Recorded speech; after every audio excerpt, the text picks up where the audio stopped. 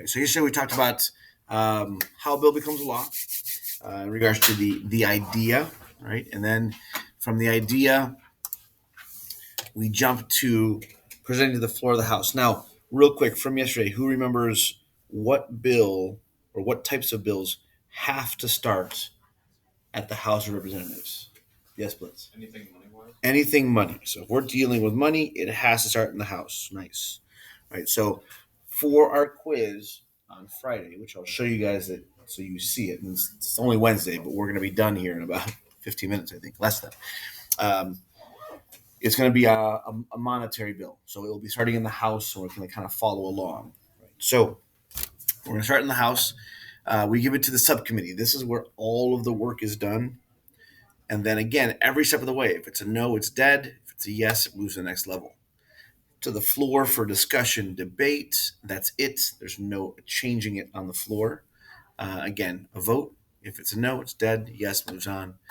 And then it goes over to the Senate, and it then literally repeats itself. We put it in a subcommittee where it gets adjusted, changed, played around with. This is actually what's happening. That's what happened for a while with that Build Back Better plan, which is why it's taking forever, because it gets to the committees and then it changes, and then it changes again. And then they're like, okay, it doesn't work, so they start it all over again.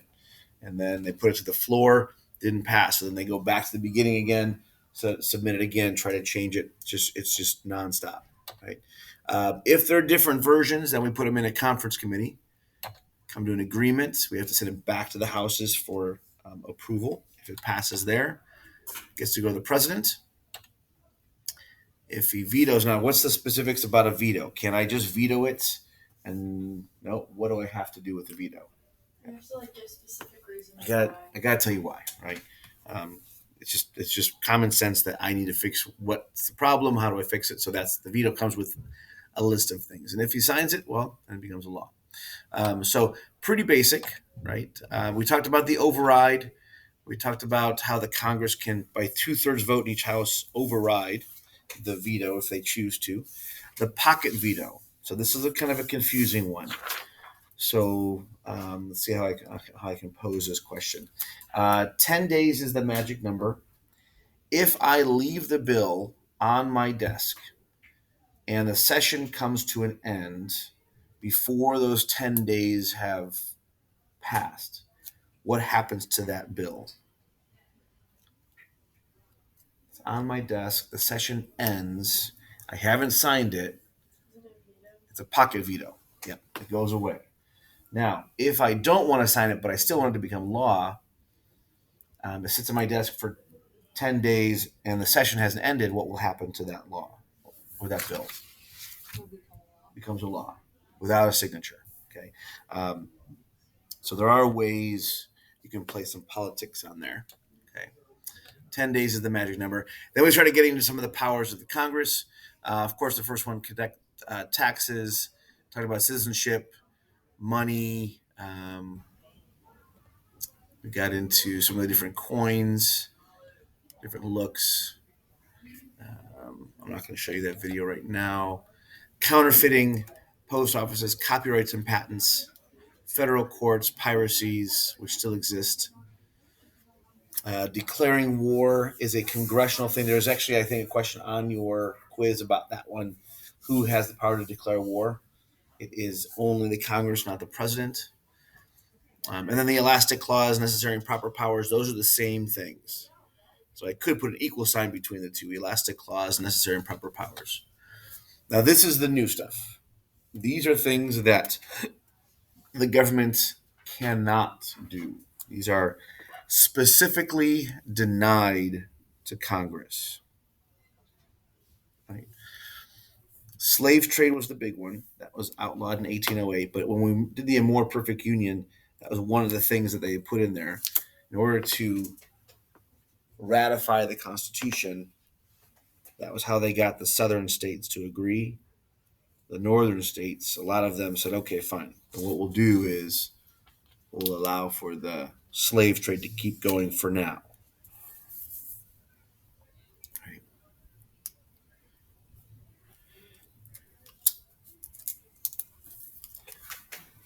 For habeas corpus, Let me pull up the translation for you guys.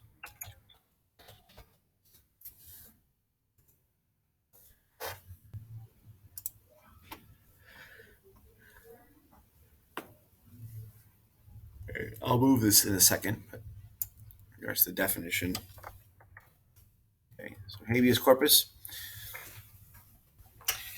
a writ requiring a person under arrest to be brought before the judge or into court, especially to secure the person's release, unless lawful grounds are shown for their detention.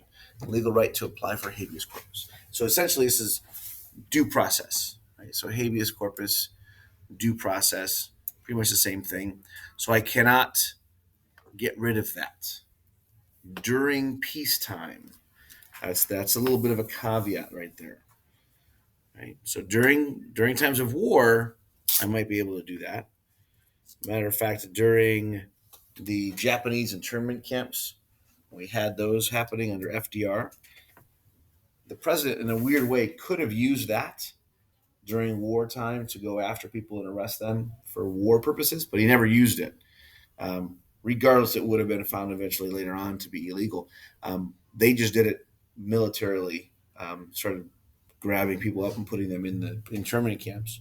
And then there's a court case which I didn't get to with you guys called Korematsu versus the United States. It was actually the son of one of the internment camp families who lost all of his house, everything, when they were sued the government. And when Bill Clinton was in office, the U.S. government actually, with a congressional order, apologized to everyone formally and then paid reparations of a certain amount of money to each of the families that had been put in those prison camps during the World War II.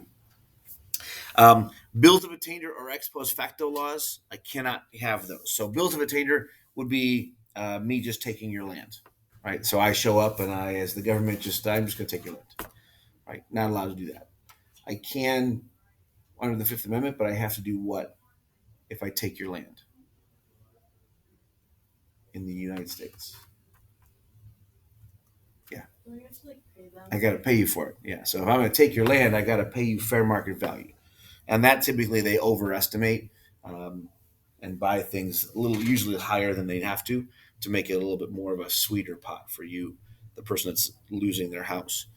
Ex post facto, these are the after the fact laws. So we had that for the state of Ohio. Remember, they changed that in the 1851 version of the Constitution. No going backwards. Ex post facto is after the fact. So if it's legal to do donuts today and people are doing donuts out there on a driving pad, and then tomorrow it's illegal to do donuts, I can't go back and find videos of people and give them tickets after the fact. So legal today, illegal tomorrow. I can't make it illegal and then go backwards and get people from a couple days ago for doing it. So no tax just because you're alive. I can tax you if you have a job. I can tax your income tax, but not just because you're alive. No export taxes. State to state, that's free transportation between the states. Federal money can only be spent by those things, especially authorized by the Congress, power of the purse. That's actually why we're having such a big issue with the budget right now. Congress has to pass that budget first, and then we can go forward. And then no titles of nobility. So you'll never have a prince or a king or a queen or any of those titles given to anyone in the United States. All right. I believe this is our last slide. Is it? Yes, it is. Right. Letter A up there is what we just talked about. Right. All revenue bills must originate in the House. We had already talked about the charges of impeachment are the House's specific duties, and then breaking the tie for the president is a House thing.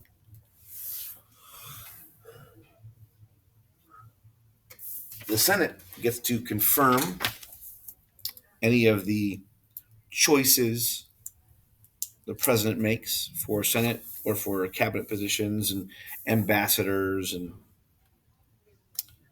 all those fun things. Matter of fact, if I pull up my, I'm not going to do it right now, but my iPad at home, I have YouTube and I have a trending. It follows your likes and dislikes, or likes, I should say. I like to watch. Again, I'm the dorky government teacher. I like to watch the hearings where they're actually interviewing the people that are getting the positions. Some of them are pretty heated. Matter of fact, I think it was Ted Cruz just the other day started yelling at the guy from TikTok because he wouldn't.